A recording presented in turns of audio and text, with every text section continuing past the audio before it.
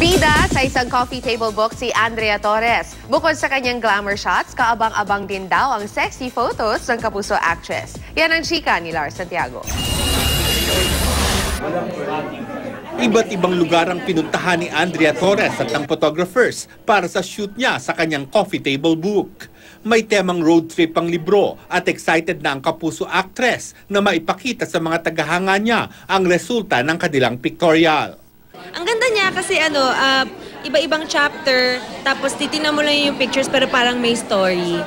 Tapos eventually po sa digital version niya, maglalabas pa kami ng extra pictures pa. At ang mga maghahanap daw ng sexy pictures ni Andrea sa coffee table book, hindi mabibigo. I'm sure hindi po kasi sobrang na-cover lahat ng libro. May beauty shots, may shots na parang fun lang, tapos meron din yung talagang sexy, papunta dun sa pinaka-sexy. Tuwang-tuwa naman si Andrea nang malamang isang management team na ang kinabibilangan nila ni Maine Mendoza o Yaya Dab. Super fan daw talaga siya ng Aldab. Talagang pinapanood ko sila. And ang galing nang naiisip nilang twist sa story. So nakakatuwa naman para sa kanilang dalawa kasi nga parang kakaiba talaga yung sikat nila ngayon eh. Lars Santiago, updated sa Showbiz Happening.